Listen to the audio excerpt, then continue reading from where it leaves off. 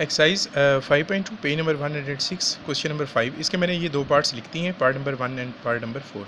तो इसका सोल्यूशन आप अच्छे तरीके से देख लें तो इसके जो रिमेनिंग पार्ट्स होंगे 2 और 3 वो फिर आपने इसी मेथड से कर लेने होंगे। क्वेश्चन ये है कि आपने फैक्टराइज करना है और क्वेश्चन पार्ट फर्स्ट में लिखा हुआ है x³ + 48x - 12x² - 64।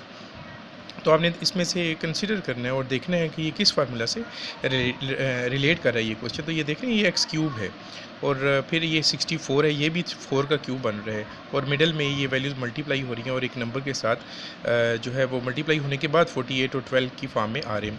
तो ये फार्मूलाज़ ये मैंने जो दो लिख दिए हैं ये पेज नंबर 105 पे आपको मिल जाएंगे, बिल्कुल टॉप पे ये फार्मूलाज़ लिखे हुए हैं।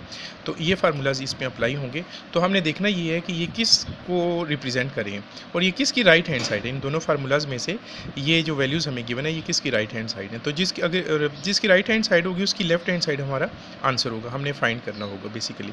तो चूँकि ये देखें x³ है और ये लास्ट वैल्यू -64 लिखी हुई है, इसका मतलब है कि ये माइनस वाला फार्मूला यहाँ पे अप्लाई हो रहा है। तो इस फार्मूला में आपने कंसीडर करना है a³ की जगह आप फर्स्ट वैल्यू का क्यूब लिखेंगे यानी कि x³ लिखेंगे। तो इसका मतलब हुआ इस पूरे फार्मूला में जहाँ पर a होगा वहाँ पे x को रिप्लेस कर दें और जहाँ पे b होगा ऑफ कोर्स आपने सेकंड वैल्यू देखनी है जो इसमें क्यूब बना रही है और वो 64 है, तो उसको आपने 4 से रिप्लेस कर देना है क्योंकि 4 का अगर हम क्यूब देखें तो वो 64 आता है।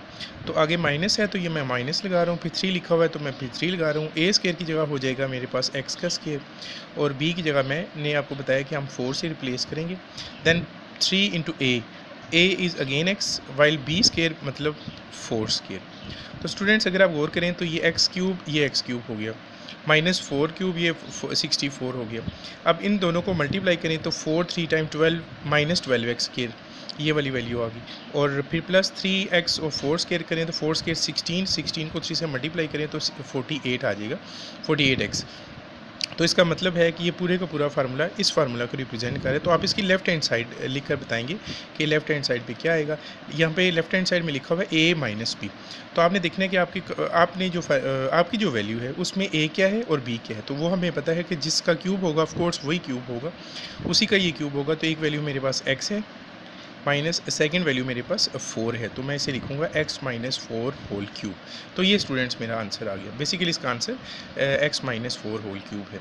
तो ये स्टूडेंट्स आपने याद रखना है, आपने क्यूब का फार्मूला इस पर अप्लाई करना है और उसकी जो लेफ्ट हैंड साइड है that will be our answer. इसी तरह 4 पार्ट में भी आप देखें तो बड़ी आसानी से आपको नज़र आ जाएगा। इसमें भी माइनस आ रहा है तो माइनस का फार्मूला हम अप्लाई करेंगे। सेकेंड जो फार्मूला मैंने लिखा है ये बना इक्वल का साइन लगाने के बाद आप लिखेंगे ये 2x का होल क्यूब हो गया।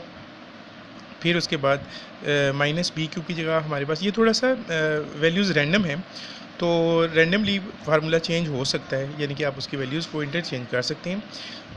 -125y³ बनेगा 5y होल क्यूब। फिर उसके बाद -3a² b लिखा हुआ है तो मैं उसे लिखूँगा -3 × a²। a इस वक्त मेरे पास 2x को रिप्रेजेंट कर है तो मैं यहाँ पे 2x को लिख दूँगा। होल स्केयर है तो मैं इसका स्केयर बना दूंगा। फिर आगे b लिखा हुआ है तो b मेरे पास 5y से रिप्रेजेंट हो रहा है तो वो मैं लिख दूंगा। फिर उसके बाद अकॉर्डिंग टू फार्मूला +3 मुझे नज़र आ रहा है, मैं +3 लिख दूंगा।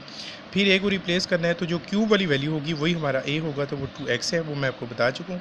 देन b² मेरे पास b की वैल्यू 5y से रिप्रेजेंट हो रही है, ये मेरी वैल्यू ये है मेरे पास b। जिसका क्यूब होते हैं ना वही a b होते हैं, ये याद रखिएगा। होल स्केयर है तो मैं इसका स्केल कर लेता हूँ। -b³ जो है, बल्कि b³ तो मैं लिख चुका हूँ, ये वाली वैल्यू आ चुकी है। तो 2x का होल क्यूब ओपन करेंगे तो 8x³ आएगा। फिर इसके बाद 5y का क्यूब ओपन करेंगे तो 125 आएगा। अब इन दिनों को मल्टीप्लाई करें तो 2² 4 4 3 टाइम 12 12 5 टाइम 60 60x² आ जाएगा। तो इसका मतलब है कि ये वाली वैल्यू को रिप्रेजेंट करें।